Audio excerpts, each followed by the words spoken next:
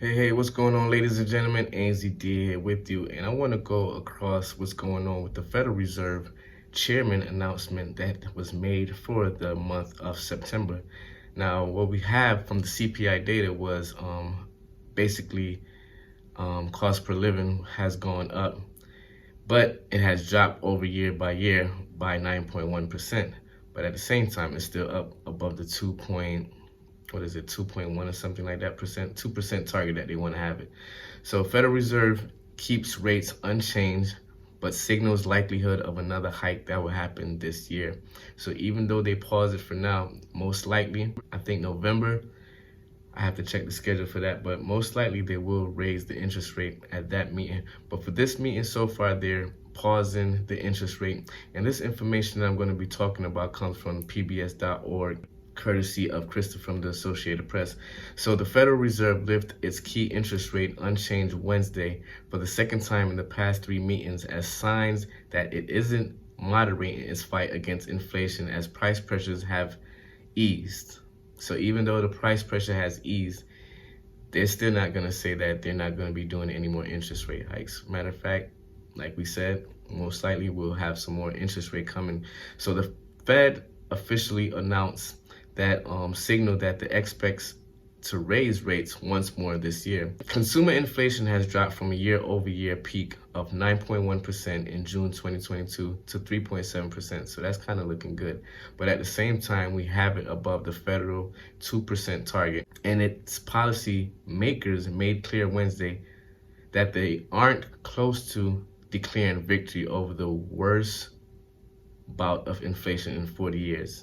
The Fed's latest decision left the benchmark rate at about 5.4%, the result of 11 rate hike in unleashed beginning in March of 2022. The Fed hikes have signified raises that cost of consumers and business loan. Yeah, definitely.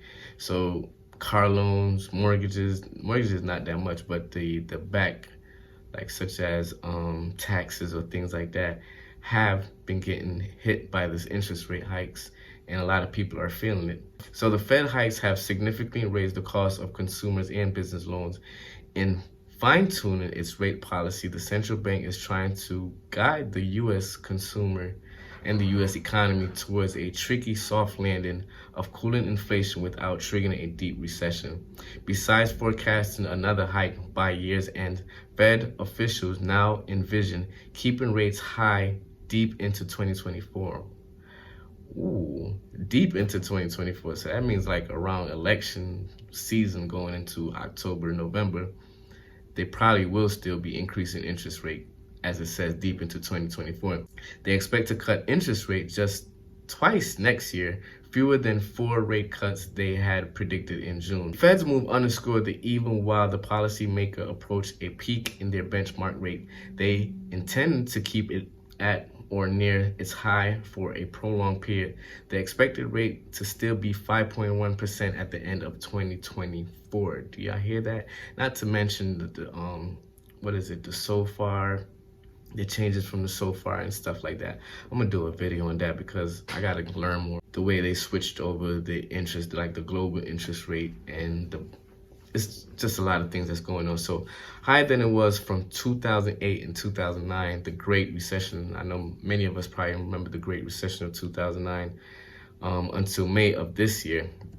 So it hasn't been like that since, 2008, like they said. Policymakers' inclination to keep rates high for an extended period suggests that there remain concerns that the inflation might not be falling fast enough towards their 2% target. The job market and the economy have remained resilient, confounding expectation that the Fed's series of hikes would cause widespread of layoff and recession. So they want to, that's probably why the reason why they're pausing it right now, because they don't want a lot of business to start seeing so much cost or seeing less profit where they would have to lay off people, because remember, there's already massive layoff going on. So in their new quarterly projection, the policymaker estimates that the economy will grow faster than this year and next year than they have previously envisioned.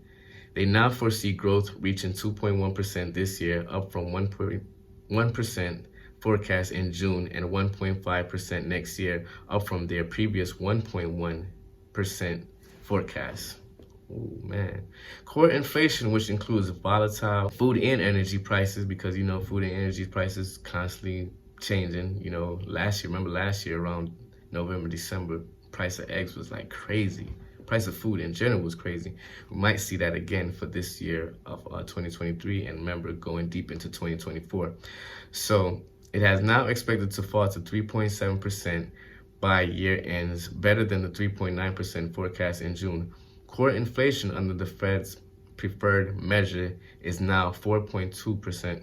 The approach to rate increase the Fed is now talking reflects an awareness among the officials that the risk to the economy of raising rates too high is growing. Previously, they had focused more on risk of not doing enough to slow the inflation. So they want to raise the interest rate, but they don't want to raise it too high because it might lead to recession. But at the same time, they have to raise it in order to keep the economy going.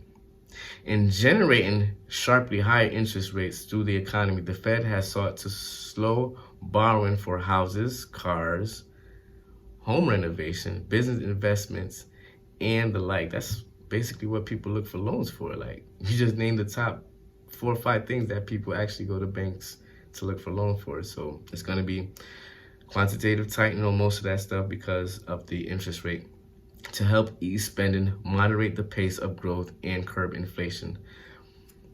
Though clear progress on inflation has been achieved, gas prices have lurched higher again, reaching a national average of $3.88 a gallon as of Tuesday.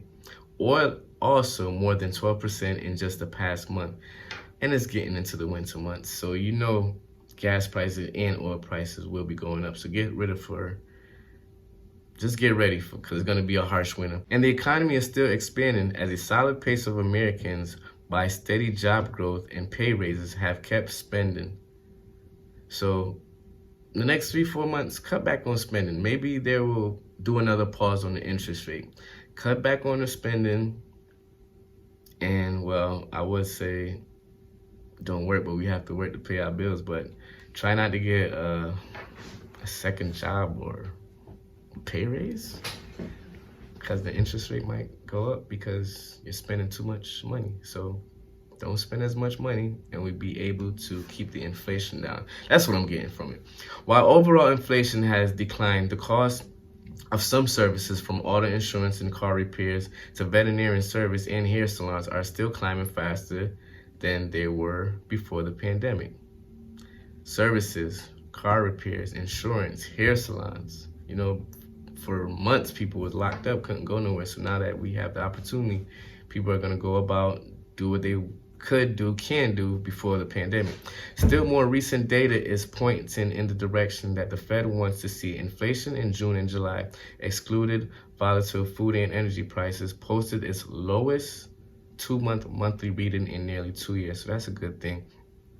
So hopefully we find a way to get through this inflation thing, and hopefully inflation goes back down to the target of 2.0%. And maybe if we don't do as much spending, maybe the Federal Reserve will hold back on doing any interest rate hike. Now, signs have grown that the job market isn't as robust as it had been, which helps keep a check on inflation. The pace of hiring has been moderate. The number of unfilled openings fell sharply in June and July, and the number of Americans who have started seeking work has jumped. This has brought labor demand and supply into better balances and eased pressure on employers to raise pay to attract and keep working at a trend that can lead them to raise prices to offset higher labor costs.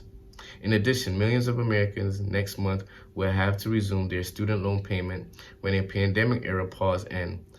The shift towards the loan repayment could have the effect of weakening consumer spending, which drives most of the economy. Still, the path back to lower inflation has become more uneven. On a monthly basis, consumer price jumped 0.6% in August, the most more than a year. See, so there we go. You can see that it's switching over because it's jumped 0.6 in August. So even though it's lower than the year to year, over the month to month from August, it's up 0.6% compared to a year to year early prices that rose 3.7%, the second straight such increase. And some factors are threatening to reignite inflation, weakening the economy, or both. Rising oil prices, for example, are making gasoline steady more expensive. Should the trend continue, it would worsen inflation and leave consumer with less money to spend. And like I discussed, and I'm not sure if it was a regular video or short, but consumers are dipping into their savings, and it's much harder now to go about their day-to-day because they have to dip into their savings. Even the so far limited strike by the United Auto Work Union against the big three U.S. automotive. So we got strike going on, we got war in Ukraine, we got European Central Bank is raising their benchmark rate. A lot of things will be going on. So this winter, we have to be prepared. Do not spend as much as you have been so we can try to reduce the inflation, and try to save as much money as you possible and get money into assets as possible. It's going to be a crazy next 6 months to 18 months. So be prepared, and I'll talk to y'all later. Peace.